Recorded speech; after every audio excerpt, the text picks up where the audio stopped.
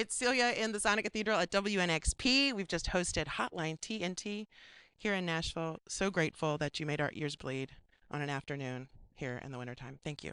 Our pleasure. Thanks for having us. Can you introduce yourselves, since there are all of you on stage and in this interview right now? Hi, I'm Mike. I play drums in the band. My name's Will. I'm the lead singer and principal songwriter.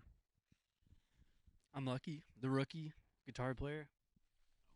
My name's Halen. I play bass. I'm Matt. I play guitar. Good, perfect. I needed everybody to know there are indeed 4 guitars with that wall of sound, and we love the loud. But there's a lot of soft on this record. Cartwheel was just released in the fall. Congratulations, second LP. Thank you. And based right here with Third Man Records, so it's kind of a homecoming for you now, label homecoming. It's kind of like a second or third or fourth headquarters. We have a lot of different places all over this, kind of the globe at this point. Lots of homes. Nashville feels like home in a weird way. We were at the bar last night and like a bunch of people just like recognized us like from the label and stuff that were there. So Love that. It's very familial. yeah. Well, we can get back to label dynamics, but with this record, the balance of the hard sounds, the heavy sounds, the loud sounds, but the soft sentiments. Talk to me about these songs on this record more generally, and if you want to get specific about one and break it down for all the nerdy, also musician listeners, then I'm sure they'd love that. Yeah, I mean, I've always just kind of been into really loud music, distorted guitars, so that was never really going to go away. But I think with this album, there's definitely like a few softer numbers, like even that last song we played, the last song on the album, which is called Stump, was kind of introducing some new, kind of more, I don't know, reserved qualities, I would say. Maybe something for everybody type of thing. Mm. And you've said this is about, love and heartbreak, like love, loss of love. A lot of these songs, just you write what you're feeling. Yeah, pretty much. I mean, I'm always seemingly getting in and out of relationships, but that doesn't mean all romantic. Some of them are, workplace, friendships, everything, all kinds of different, just human interactions that I'm kind of thinking about when I write songs. Yeah. And somebody else in the band coming on with Hotline TNT around this second record and playing these songs on the road. What's it been like learning these parts and sort of, I don't know, pouring it all out on stage? Because there's a lot of you.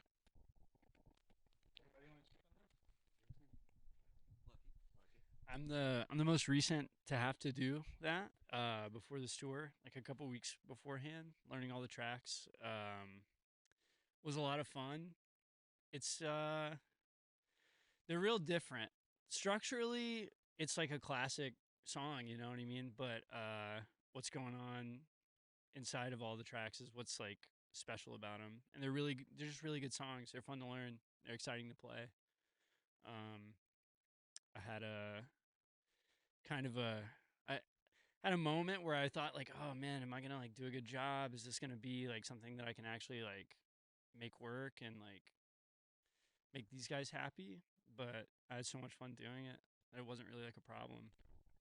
Does that have anything to do with sharing the guitar parts and like mapping that out? Obviously, in rehearsal, I'm sure you've decided who's doing what. But when you say there's more in a song than maybe what you thought first, there's just there are so many little things. There's so like on every song there's so many different guitars doing different things that you might not necessarily like hear the first time around, but every time you pick a song back up, it's like, oh, there is an acoustic guitar underneath all this, and it's doing something that I didn't hear before.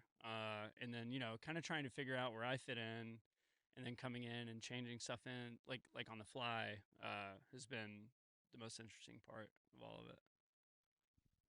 Well, and Matt, maybe you can speak to that too, because like we had like a lot of back and forth because we had another guitarist before, and that guitarist had to drop out kind of at the last second. We were like, oh, can we just do it as a 4-piece? I think we can manage with 2 guitars, 1 bass, but I was like, I don't think so. Yeah, I mean I kind of thought that too. There was talks of doing it with 2 guitars, and I mean after kind of sitting with that idea and thinking about it, it was kind of obvious that it wasn't really possible. And I understand. I feel like I like the 3 guitar approach too, so it's I understand it for sure. But the songs they're hard because no matter how competent of a guitar player you are, they're in open tunings, so it's kind of like learning how to play guitar again. Like when I playing these songs, I was like I don't know where to put my hands. I'm confused. I don't know where any note is, because normally I'd be playing in standard, but this is just a totally different ballpark. But it's still fun to play and fun to learn. It's fun to watch too, and people are learning that. I'm sure it's fun to watch. Yeah. And as far as bass goes, it was definitely challenging to learn these songs. I come from like a punk hardcore background. I saw that T-Guk sticker. I'm with you. Yeah. That's my second favorite band. The real ones now. Yeah. But yeah, that's what I grew up playing, and me and this guy were in a hardcore punk band together, and we always wanted to push ourselves, and like there's not really a peak with that genre. You can transcend, but I feel like playing in Hotline TNT has really pushed me to transcend, I guess. Awesome.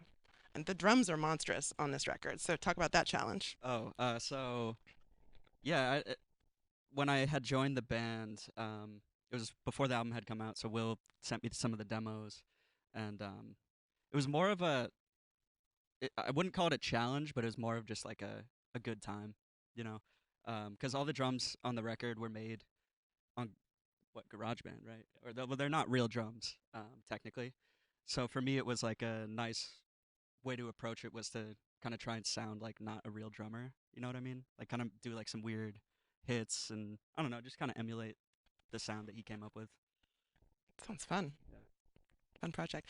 And Will, did you write all the parts for these songs that are on record, and then it's a matter of pulling these guys in to recreate for a stage sound? Yeah, I mean the record is 95% me. I think there's one track where there's a real drum set that I didn't play, and then a synth part or two that someone else played. But it's pretty much all me. And then whenever someone new comes into the band, usually they do kind of add their own flavor and twist things up a little bit, which I'm totally into. So I think I think you guys maybe tell me if you did that. I don't know. I think you guys did. I did that. So I might have done that. Yeah, even There like might on be the last signs. on the last tour, it was like, oh, you saw the tour with this person, like you saw that version of the song, and now we have a new. It's different every time. It's not how I wanted it to be, but it's cool. It's a fun. It's kind of a silver lining to having had so much turnover is that we've had kind of reinterpret the songs every time. yeah, pushing the boundaries of a song, maybe beyond what you initially thought. Yeah. So signing on with Third Man, I think I read that you were encouraged not just by the reputation of the label and who runs it, but peers in the industry, Sheer Mag, signing on, right? Yep. Why did that matter to you that a band you really love and respect and knew from touring with them made that choice for a label? How did that influence you? Yeah, I mean, we definitely are all big White Stripes fans and fans of the label, but up until recently, to me, were kind of seen as like, mostly doing Jack White's records and reissues. I didn't really know most of their new bands. And I'd kind of heard through the grapevine, just through friends, like we knew Sheer Mag, but we're not like hang out all the time. We've played shows together and stuff, but always really loved them and looked up to them as kind of like a band that like fulfilled like the punk ethos but didn't sound like a punk band, and that was kind of what I loved about them. And they really did things the way they wanted to do it the whole time, 100% of the way. And that was always I tried to emulate that as much as possible with my band, even though we sound quite a bit different. But then when I heard like, oh, they've turned down every single record label ever, but they're saying yes to Third Man, that kind of made me perk my ears up a little bit, made me take it a little more seriously, and I listened to what they had to say. And fast forward, long story short, it wasn't the only reason, but it was a big turning point for me. And the support of that creativity, that ability to evolve, whether it's how you're touring, how the next record's going to sound, you feel comfortable and confident being able to do that with that environment, that community. Yeah, definitely. I mean, the record was already done by the time Third Man got their hands on it. So, I mean, we'll see how it goes next time around. They might try to get the suits in there and change the sound. They don't wear suits over there. Yeah, we got, our lawyer might have to get involved if that happens. But no, I think it's been a really awesome partnership. They're very accommodating, and they've taken really good care of us. So we're super happy about the. Well, I love that I have all of you here. So I was definitely going to ask you about, Midwest sound meets New York, spirit of New York. You guys bring in other geographies into the mix too?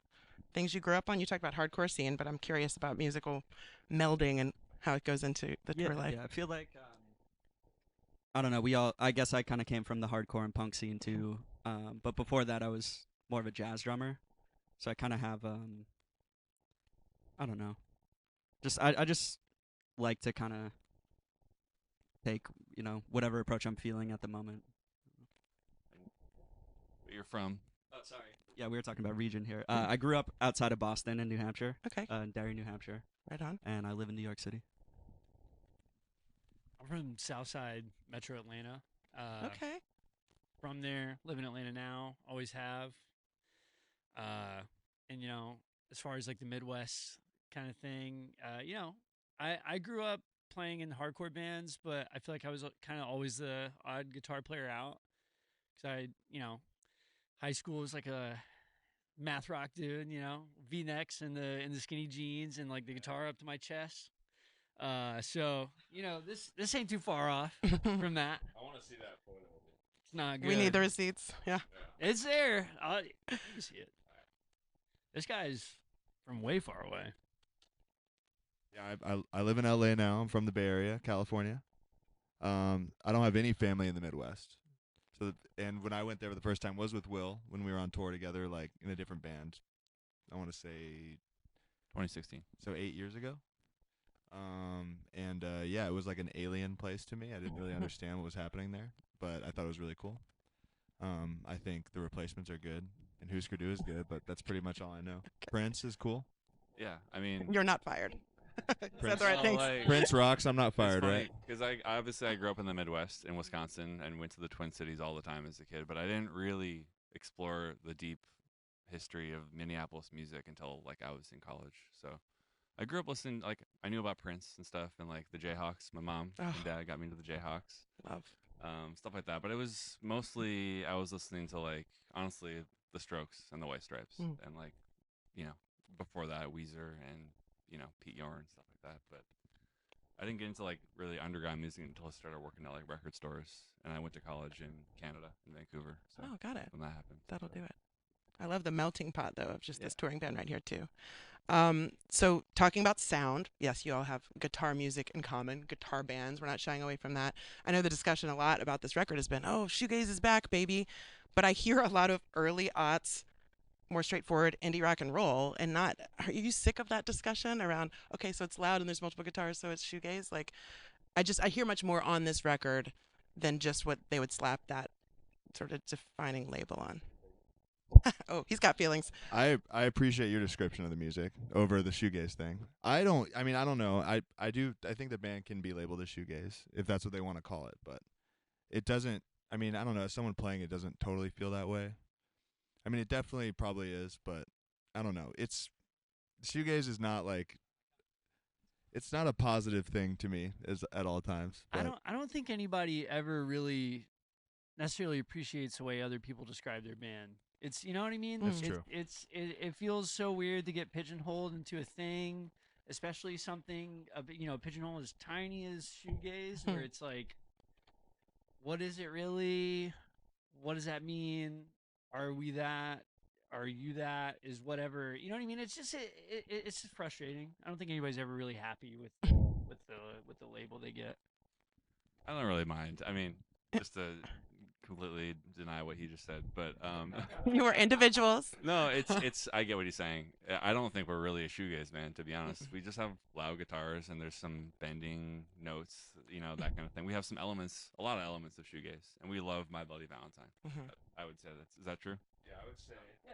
Other than that, That's probably the only good shoegaze band. other than that, I do not listen to shoegaze. I'm not kidding. There's way more like just jangly indie rock that I would say is an Jangly, influence. yes. And that appears on this record. That's what I'm saying. It's unfair to define you. And also sort of emo-leaning things just because Yes. it's so melodic, Well, right? I wouldn't go that far, but So no, Halo into it. Well, I'm that's just not a fan. bad word either. Shoegaze is not a bad word. Emo is not a bad word. You were going to say something, jazz drummer, about the defining of the sound. Oh yeah, I was just gonna say I kind of agree with you, and I've definitely talked like with friends and fans of the band about it. How it's kind of I wouldn't really describe it as shoegaze. It's more of kind of an indie rock, with loud guitars. But even indie rock, I think the word indie started as like, it's just like, what does that word mean? But also like the shoegaze thing has gained traction in the press, which has not hurt us at all. So we're happy to. Yeah. The more they want to talk about it, as long as it includes us, is fine with me. Let it work for It's you. pretty in right now. It is. Well, and it's working for you because these songs are great. It's a great collection of songs. I was even thinking you almost flirt with like EDM because of the sense and the bass line. What is the song? Stop Me 100? Spot Me 100. Spot Me, thank you, You'll Stop be Me. hearing more of Stop that Me. on the next album too. Just Okay. to tease that a little bit. Thick. Okay, good. Anything else we should know about what you're working on now, even as you ride this awesome wave? You're like endlessly touring in 2024, so you might not have time to even think about what's next. But we do have plans where the skeletons are being formed into full bodies of songs. So yeah, I don't have a release date in mind yet. Well, maybe I do, but can't reveal it just yet. Yeah. And yeah, you'll see. We're gonna be touring a lot though, and just working on music all the time, pretty much. Well, thanks for sharing it with us here on WNXP, and we'll be playing all these songs because we love them. We dig it. Cool. Dig the sound. Thanks for visiting. Thanks so much for having us. Thank you very much.